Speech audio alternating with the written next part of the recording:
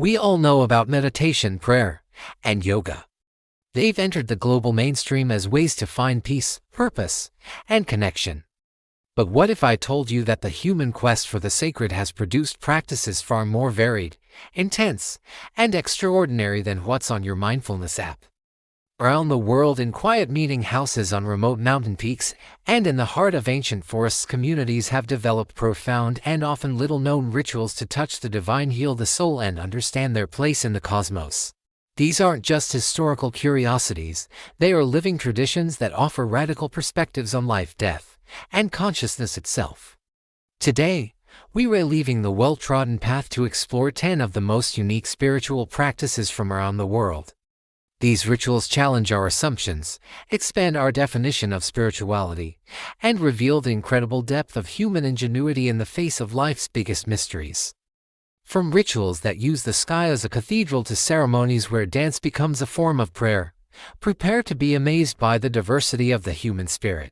Our first practice confronts the ultimate reality head-on in one of the most direct and ecologically profound rituals on Earth, the Tibetan sky burial, or jhatar. In the high, arid plateaus of Tibet, where the ground is often too rocky to dig and timber for cremation is scarce, Tibetan Buddhists have developed a practice that is as practical as it is spiritually profound. The body of the deceased is taken to a designated charnel ground, where a ragyo, or body breaker, carefully dismembers it. The remains are then offered to vultures, considered dakinis, or sky goddesses. This isn't seen as a desecration, but as the ultimate act of generosity and non-attachment.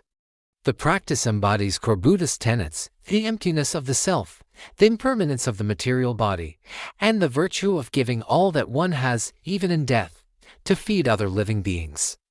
It's a stark, powerful reminder that our physical form is a temporary vessel, and our return to the cycle of life can be an act of sacred charity.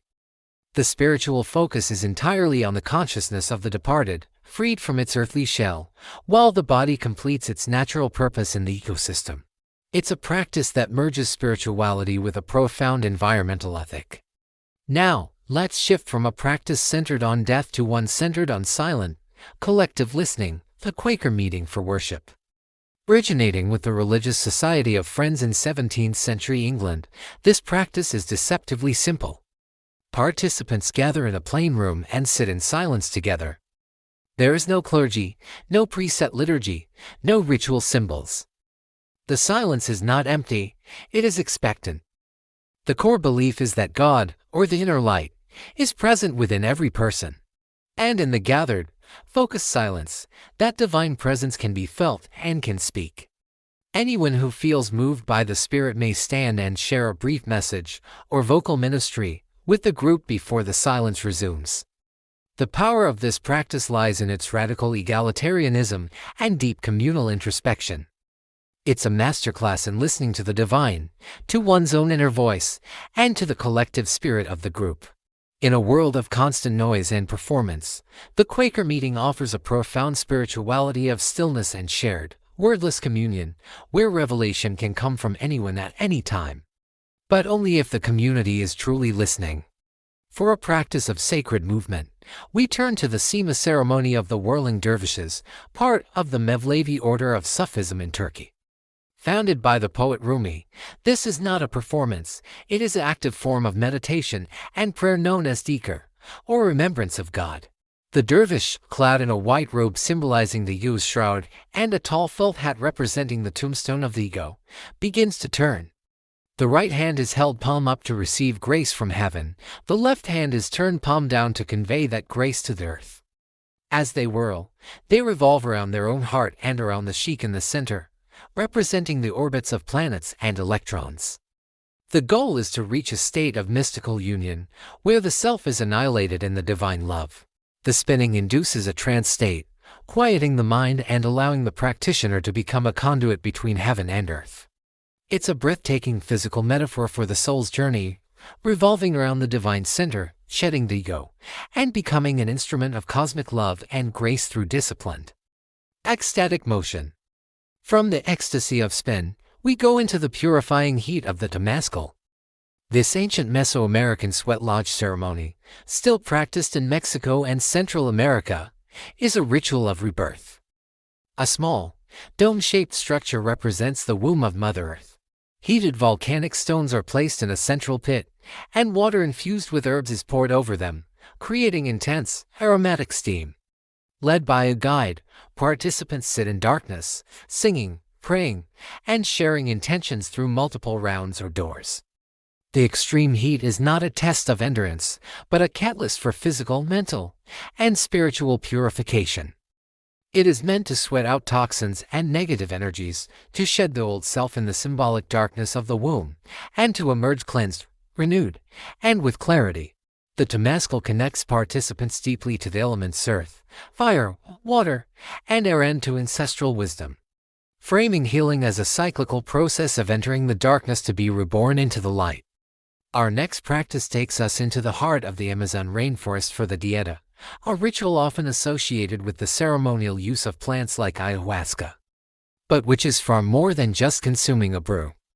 The dieta is a prolonged, monastic-like retreat under the guidance of a curandero, or healer.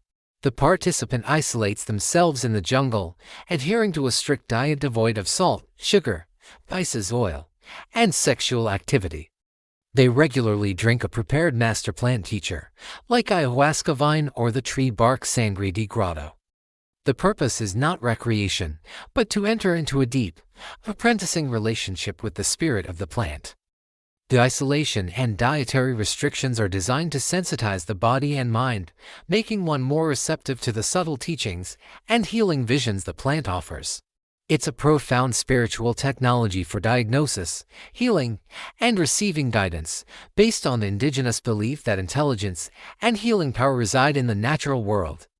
Accessible through respectful, disciplined communion. This practice teaches that transformation requires not just a ceremony, but a committed, stripped down, and respectful long-term engagement with a non-human intelligence.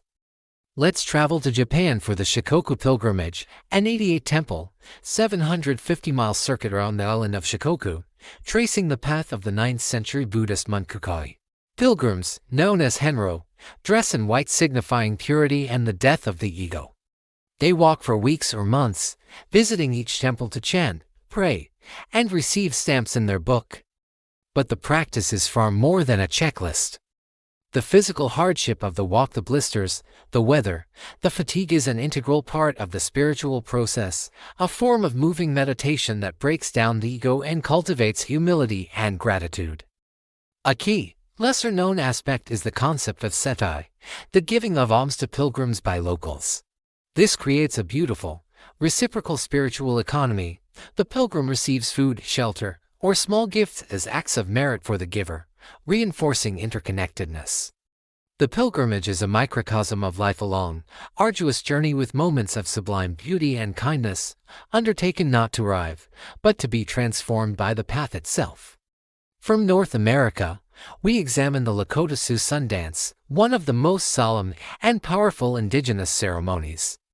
Held in the summer, it is a 4-day ritual of prayer, sacrifice, and renewal for the community and the earth. Dancers fast from food and water, gazing at the sun and blowing on eagle bone whistles, their prayers continuous. The most intense element, often misunderstood, is the act of piercing. Some dancers have wooden skewers inserted into the skin of their chests or backs, attached by ropes to the central tree of life. They then dance and lean back until the piercing breaks free. This is not an act of masochism, but the ultimate sacrifice and prayer. The pain is offered as a plea for the healing and renewal of their people and the world. A physical embodiment of intercessory suffering and the tearing away of the ego to connect with the Great Spirit. It represents a profound commitment to pray with the flesh, demonstrating that spirituality can be an all-consuming, physically engaged act of communal intercession. Our next practice uses sound as a vehicle for healing and transcendence, the gong bath. Rooted in ancient Asian and Himalayan traditions, it's a form of sound meditation where a practitioner plays large gongs, singing bowls, chimes, and other instruments. Participants lie down and are bathed in the complex, immersive waves of sound. The vibrations are not just heard, they are felt physically in the body. The goal is to entrain the brainwaves from a normal waking state into deep theta or delta states, associated with meditation, healing, and subconscious access. The gong's chaotic, fractal overtones are said to break up energetic blockages, facilitate emotional release, and induce a state of deep peace and expanded awareness. It is a passive yet profound practice that recognizes vibration as a fundamental creative force and uses resonance to retune the human system, offering a spiritual experience that bypasses the intellect entirely to work on a vibrational, somatic level. The ancient Christian practice of hesychasm, particularly the Jesus Prayer in Eastern Orthodoxy, is a method of inner stillness. Practitioners, often monks, seek to achieve a state of hesychia, or divine quietude. They sit in solitude and repeatedly, silently pray a short formula: Lord Jesus Christ, Son of God, have mercy on me, a sinner. The prayer is synchronized with the breath, aiming to descend from the lips to the mind, and finally into the heart. The ultimate aim is unceasing prayer, a constant state of God consciousness that purifies the heart and, through divine grace, may lead to the vision of the uncreated light of God.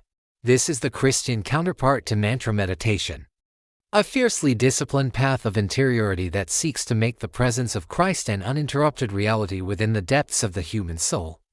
It's a powerful example of how a simple, repetitive prayer can be engineered into a comprehensive system for mystical union. Finally, we look at the vision quest, or rite of passage common to many plains indigenous cultures. Typically undertaken by young people, it involves going alone to a remote, powerful place in nature for several days and nights, without food or water. The seeker is exposed to the elements and their own fears, praying for a vision or revelation that will give them guidance, purpose, and a connection to their guardian spirit. The intense physical ordeal strips away the comforts of ordinary life, creating a crisis point where the ego breaks down and the universe can speak. The vision that comes perhaps in a dream, an animal encounter, or a sign provides a spiritual identity and direction for life. This practice frames spiritual knowledge not as something taught, but as something earned and revealed through solitary ordeal and humble petition to the powers of the natural world. It teaches that wisdom often requires entering a sacred state of vulnerability and waiting at the threshold between the human and the more than human world. These 10 practices show us that spirituality is not a single path, but a boundless landscape of human creativity. They use silence, movement, heat, plants, pilgrimage, sacrifice, sound, breath, and solitary ordeal as technologies of transformation. Each one, in its own way, seeks to bridge the gap between the mundane and the sacred, to heal, to understand, and to connect. They remind us that the quest for meaning is universal, but the methods are wonderfully, breathtakingly diverse. Perhaps in exploring them, we find not just curiosity about others, but new ways to deepen our own journey, whatever form it may take.